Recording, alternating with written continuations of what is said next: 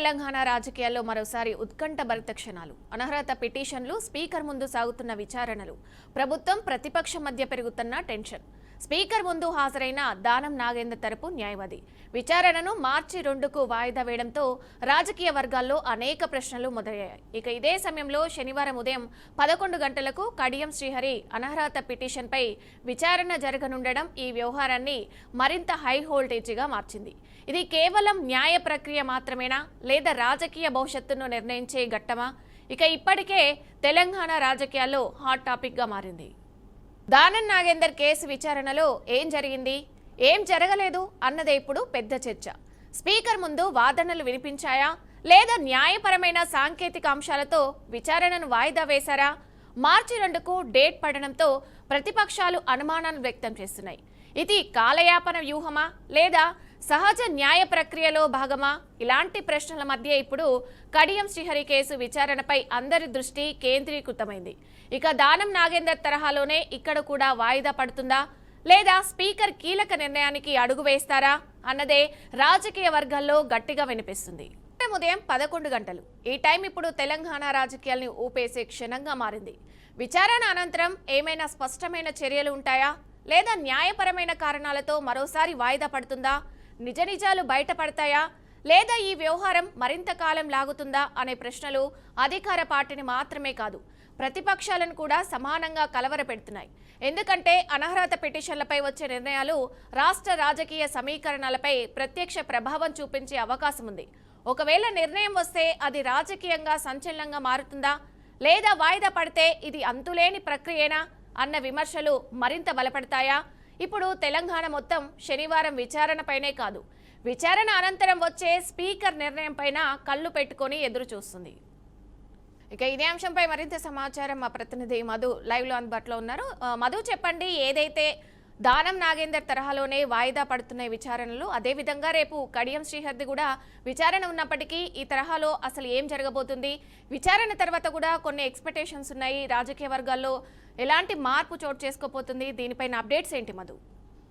Right విజయ, 2023 ఎలక్షన్స్లో Congress party అధికారంలోకి వచ్చిన తర్వాత బీఆర్ఎస్ పార్టీలో గెలిచినటువంటి 10 మంది ఎమ్మెల్యేలు కాంగ్రెస్ పార్టీ కండుగప్పుకున్నారని చెప్పేసి బీఆర్ఎస్ పార్టీ వాళ్ళు సుప్రీంకోర్టులో కేసు వేశారు. దీనికి సంబంధించి ఈ సుప్రీంకోర్టులో కేసుకు సంబంధించి దీనిపైన విచారణ చేపట్టాల్సింది, దీని మీద చర్యలు తీసుకోవాల్సిందిగా స్పీకర్కి కోర్టు ఆదేశాలు ఇచ్చినటువంటి పరిస్థితి. ఇందులో భాగంగానే 7 ఎమ్మెల్యేల పైన స్పీకర్ క్లీన్ చిట్ ఇచ్చారు. ఇక ఎవరైతే ఉన్నారో 3, దానం నాగేందర్, అలాగే కడియం శ్రీహరి, అలాగే పోచారం శ్రీనివాసరెడ్డి, వీరి 3 పైన ఇంకా విచారణ కొనసాగుతూ ఉన్నది.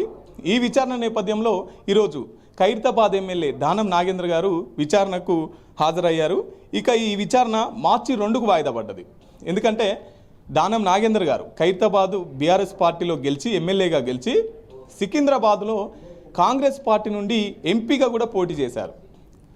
బీఆర్ఎస్ పార్టీలో గెలిచి మరి బీఆర్ఎస్ పార్టీకి రాజీనామా చేశారా, లేదంటే కాంగ్రెస్ పార్టీ సభ్యత్వం తీసుకున్నారా, కాంగ్రెస్ పార్టీ నుండి ఎలా పోటీ చేశారు అని చెప్పేసి వీరిపైన మన బీఆర్ఎస్ ఎమ్మెల్యే పాడి కౌశిక్ రెడ్డి సుప్రీంకోర్టులో కేసు వేయడం జరిగింది. ఈ కేసులో భాగంగానే ఈరోజు ఖైరతాబాద్ ఎమ్మెల్యే దానం నాగేంద్ర గారు ఇక్కడ విచారణకు హాజరైనట్టుగా తెలుస్తూ ఉన్నది. రేపు అలాగే శనివారం రోజున కడియం శ్రీహరి గారి కూడా విచారణ కొనసాగుతూ ఉన్నది. మరి ఈ విచారణ కూడా మళ్ళీ నెక్స్ట్ వాయిదాలు పడుద్దా? ఒక దిక్కు రాహుల్ గాంధీ గారు ఏమంటున్నారంటే, ఎవరైతే పార్టీ మారిన ఎమ్మెల్యేలు ఉంటారో వారిపైన ఖచ్చితంగా అనర్హత వేటు వేయాల్సిందే, అనర్హత తీసుకోవాల్సిందే అని చెప్పేసి రాహుల్ గాంధీ గారు రాజ్యాంగం పట్టుకొని తిరుగుతున్నారు. మరి ఇక్కడ రాష్ట్రంలో చూసుకుంటున్నట్లయితే రేవంత్ రెడ్డి గారు మొన్న ఓపెన్గా చెప్పేసినారు, వాళ్ళు ఏ పార్టీలు ఉన్నారో వాళ్ళకే తెలుసు, వాళ్ళ పార్టీ వాళ్ళను వాళ్ళ పిల్లల్ని వాళ్ళే కాదనుకుంటున్నారు, ఇది ఎక్కడి చర్య అని చెప్పేసి, ఇది ఎక్కడి మాట అని చెప్పేసి రేవంత్ రెడ్డి గారు మాట్లాడుకుంటున్నారు. ఇప్పుడు మరి ఈ 3 ఎమ్మెల్యేలు ఏ పార్టీలో ఉన్నారు, ఈ 3 ఎమ్మెల్యేలు నిజంగా బీఆర్ఎస్ పార్టీలో ఉన్నారా, లేదంటే కాంగ్రెస్ పార్టీలో ఉన్నారా తేల్చాల్సినటువంటి బాధ్యత స్పీకర్ మీద ఉన్నది. అందులో భాగంగానే ఈ విచారణ కొనసాగుతూ ఉన్నది.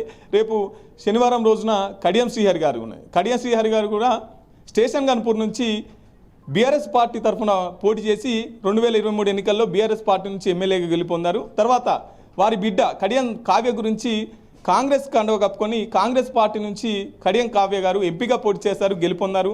మరి వీళ్ళిద్దరైతే కీలకంగా పార్టీ మారినట్టు స్పష్టంగా కనబడుతున్నది. వీళ్ళ మీద చర్యలు అనేది చాలా ఆసక్తిగా కొనసాగుతున్నాయి. మరి వీళ్ళ మీద పార్టీ మారినట్టు తెలుస్తూ ఉన్నది. వీళ్ళపైన చర్యలు తీసుకుంటారా, నిజంగానే అర్హత పిటిషన్ వీరిపైన వేస్తారా, లేదంటే వీళ్ళపైన కూడా క్లీన్ చీట్ వస్తుందా అనే అనేక అంశాలు ఇంకా బయట పడాల్సినటువంటి అవసరం ఉంది విజయ. అయితే ఏదైతే రేపు కడియం శ్రీహరి విచారణలో ఎలాంటి విషయాలు ఒకవేళ విచారిస్తే తర్వాత పార్టీ అటు ప్రతిపక్షమైన బీఆర్ఎస్ కానీ అటు కాంగ్రెస్ కానీ ఇద్దరి రాజకీయ వర్గాల్లో ఉత్కంఠ నెలకొంది. ఎలాంటి నిర్ణయం తీసుకోబోతున్నారు, రాజకీయ పరిణామాలు ఏ విధంగా మారబోతున్నాయని కూడా అందరూ ఎదురు చూసిన పరిస్థితి.